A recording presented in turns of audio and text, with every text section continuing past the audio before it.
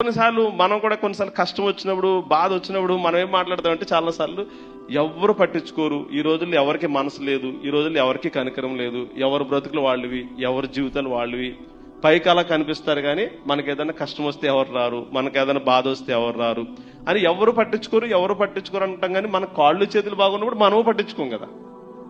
మనకు నోటి నిండా ముద్ద వెళ్ళి మనకు అన్ని అవసరాలు తీరుతున్నప్పుడు మనము పట్టించుకోము. అన్ని బాగున్నప్పుడు మనము పట్టించుకోం కాబట్టి మనకేమన్నా వచ్చినప్పుడు ఎవరు పట్టించుకోకపోవచ్చు. దీంట్లో తప్పేముంది? అంతే కదా. ఇప్పుడు యోనాతాను జనుల ఎడల, మనుషుల ఎడల మంచి ఉద్దేశం కలిగి ఉంది. అతను చేయాలనుకున్నదలా చేస్తున్నాడు, యుద్ధమే చేస్తున్నాడు. రెండోది వాళ్ళకి ఏదైనా ఆహారం, ఫుడ్ ఏదైనా ఇబ్బంది ఉంటే జాలిపడ్డాడు.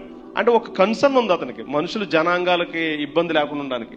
దానివల్ల ఏమైందంటే ఇతను చనిపోవాల్సిన పరిస్థితి వచ్చినప్పుడు జనాలు కాపాడారు, రక్షించారనమాట అతను. అంటే యోనాతాను అనుకున్న మంచి లక్షణం ఏంటంటే జనాలని ప్రేమిస్తున్నాడు, అలాగే జనాల చేత ప్రేమించబడుతున్నాడు. మీరు కూడా మనుషుల్ని ప్రేమిస్తే మనుషుల చేత మీరు ప్రేమింపబడతారు. మనుషులతో మాట్లాడి, తమ్ముడు, అన్నయ్య, మేమేంటి ఆత్మీయంగా బలహీనంగా ఉన్నావు ఈ మధ్య, అసలు ఏమి దేవునిలో ఎదగలేకపోతున్నావా, లేదా నీకు కష్టం వచ్చిందా, జాబ్ పోయిందా, లేదా ఏ బాధ వచ్చింది, ఎందుకు వచ్చింది, మరి ప్రార్థన ఎక్కడైనా తగ్గిపోయావేమో. ఇప్పుడు ఎవరైనా జాబ్ పోయిందా అన్నారు అనుకోండి, ఇప్పుడు నువ్వు వెళ్ళి అడిగావు, ఎవరికైనా జాబ్ లేదని తెలిసింది, వెళ్ళి అడిగితే అతను జాబ్ లేదు పోయింది అన్నాడు.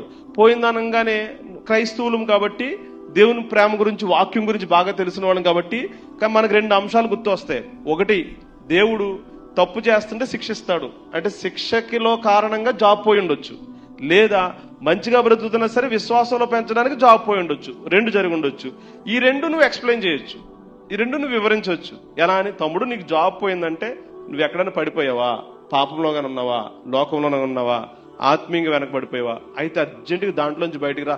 అన్నా నేను ఎలా రాగలనన్నా, నాకు అర్థమవుతుంది కానీ తప్పులు చేశాను కానీ. అంటే సరే, ఫాస్టింగ్ ఉంటావా, ఉపవాసం ఉంటావా, ఉండు. మరి నెలల తరబడి రూమ్ లో కూర్చోవడం ఎందుకు, ఉపవాసం ఉండి చక్కగా జయించుకో అని చెప్పొచ్చు.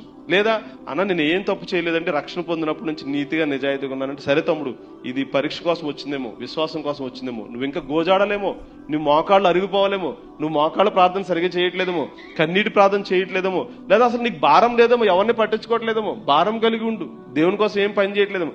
ఇలా కొన్ని మాటలు చెప్పడం వల్ల అవతల వాళ్ళు కొంచెం దేవుళ్ళు బలపడతారు.